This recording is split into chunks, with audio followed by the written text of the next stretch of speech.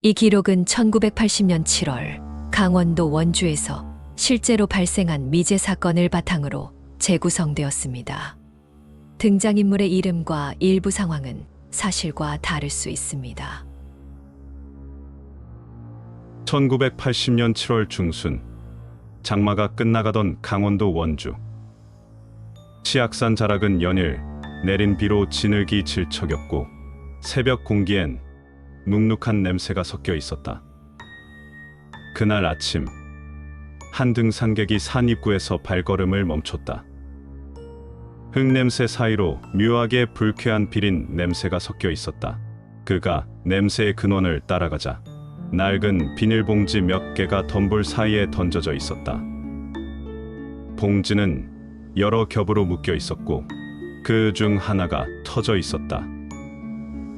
비닐 틈으로 드러난 건 흙이 아니었다. 하얀 피부였다. 그날 오전 8시 원주 경찰서에 신고가 접수됐다. 형사 2명이 먼저 현장으로 향했다. 그들은 곧 입을 다물지 못했다. 비닐봉지는 모두 8개, 안에는 인체 일부가 각각 담겨 있었다. 팔, 다리, 몸통, 머리, 정확히 세어보니 시신은 18조각으로 나뉘어 있었다. 현장 주변엔 피도 끌린 자국도 없었다. 그곳은 단순한 유기 장소였다. 누군가 이곳에 일부러 버린 것이다. 형사들은 주변을 통제하고 비닐봉지를 하나씩 수거했다. 그때까지 아무도 말이 없었다. 바람이 불 때마다 비린내가 퍼졌고 형사 한 명은 마스크를 벗은 채 담배를 꺼내 물었다. 그날 오후 원주 시내 경찰서에는 기자들이 몰려들었다. 서울에서 온 취재진까지 내려왔다. 치악산 토막 시체 8봉지 18조각. 이 문장이 그날 저녁 신문 편집국을 가득 메웠다. 당시 한국 사회는 아직 살인사건이라는 단어에 익숙하지 않았다. 80년대 초반, 범죄 보도는 대부분 강도나 절도 수준이었다. 그래서 이번 사건은 전국을 충격에 빠뜨렸다. 언론은 전례 없는 잔혹 범죄라 불렀다. 하지만 경찰은 말을 아꼈다. 신원 확인조차 되지 않았기 때문이다. 사건 현장은 장맛비에 훼손되어 있었고 유류품도 거의 없었다. 남은 건 조각난 시신뿐이었다. 사체는 원주 시내 병원으로 옮겨졌다. 그러나 그 병원엔 부검 설비가 없었다. 결국 시신은 강원도경을 통해 서울의 국립과학수사연구소로 이송됐다. 며칠 후 도착한 부검 결과 사인은 질식사로 추정, 외상은 없었고 뼈 절단면은 일정했다. 칼날은 예리했고 절단 방향은 한결같았다. 의료인 혹은 정육업자의 솜씨로 보였다. 부패 상태는 부위마다 달랐다. 어떤 조각은 이미 썩었고 어떤 부위는 여전히 냉기가 남아 있었다. 누군가 사망 후 시신 일부를 냉동 보관했다는 뜻이었다. 형사들은 냉동시설이 있는 업소를 전수조사했다. 정육점, 병원 시체실, 식품회사 냉동창고, 심지어 군부대까지 수사망에 올랐다. 하지만 그 어디서도 이상한 흔적은 나오지 않았다. 경찰은 시신의 치아, 골격, 손톱, 의류 조각 등으로 신원을 특정하려 했지만 실패했다. 지문은 대부분 훼손되어 있었고 DNA 분석 기술은 아직 도입되지 않은 시대였다. 다만 시신에서 여성용 뇌의 한 조각이 발견되었다. 흰색 면 소재, 당시 서울에서만 유통되던 브랜드였다.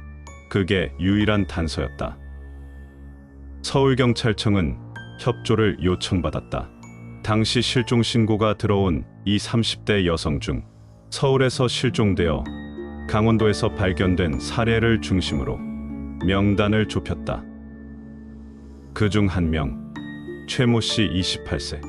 서울의 한 백화점에서 근무하다 퇴사 후 행방불명. 마지막 목격은 퇴사 다음 날.